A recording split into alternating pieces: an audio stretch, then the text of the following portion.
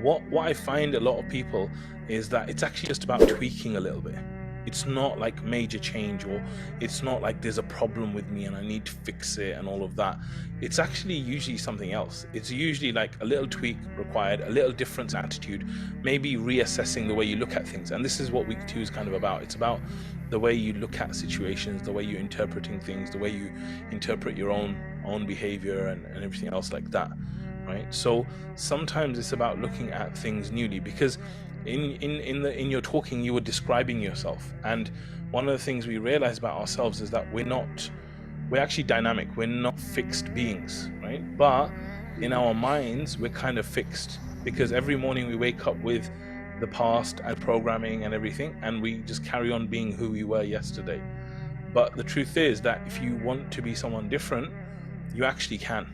Because if you were to start to take the identity of someone different and start to do the habits of it, you would actually become someone different. The one point I want you to take away from today is just kind of thinking about the way you see things, right? And I'll give you an example. There's a sister that I've been coaching and helping, and she did a talk for a group online. And when she did the talk, I was like, how was it? She's like, oh, it wasn't good, it was this, it wasn't that. And I was like, it didn't go well? She's like, no, it didn't go well, it wasn't good. I was like, okay, what did the people actually say to you? And she's like, oh, they were saying that it was good, and they were saying that they liked it, and this and this. And I'm like, what makes you think it didn't go good? Oh, I don't know. And it was actually something that went really well, but in her perception, it was something that was really bad. It didn't go well at all. Right? And it's only by actually looking at it that she realized that. So for example, when you're saying, I can just tell that, they're like this or they're like that, we have to try and go on what people say. We have to try and go on what people say. What happens is, if I'm speaking to someone, and then while I'm speaking to them, in my mind I go, oh, I can tell this person's not interested. In order for me to truly know that, how can I truly know that? So if for example the brother says, listen Muhammad, you know what, like what you're saying is complete rubbish, I'm not interested in listening to you at all.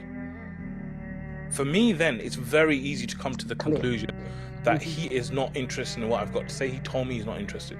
But if I look at his face, and from that face I get that this means he's not interested, I think that that's gonna cause me issues in communication, because literally I'm kind of like making up what I think is happening without him actually confirming that. So there's guesswork that's going on, and I'm saying that would actually like weaken communication. And I get what you're saying, like if someone's looking at me in a very horrible way, I get that, right? But if someone could be looking at you in a very odd way, and they just need to go toilet, they've got stomach discomfort, and they're just looking at you in the odd way, but you could then perceive that as like, this guy doesn't like me, right?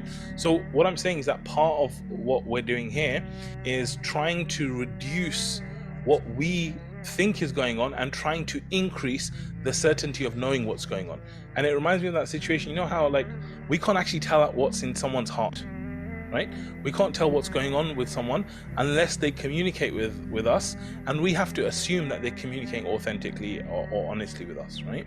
So what I'm saying is that if I'm talking to someone and they seem disinterested, because like you said, there's cues and there's things that might do that, I would try and carry on in the same way.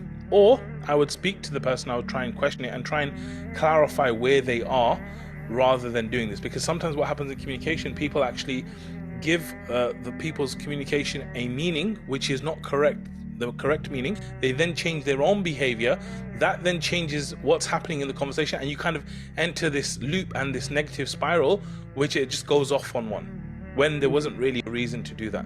So what I'm saying is that what I would take away from this is just a little bit more about like, how are you perceiving things, how are you making sure of things, and what are the things that you are actually kind of thinking about without confirming.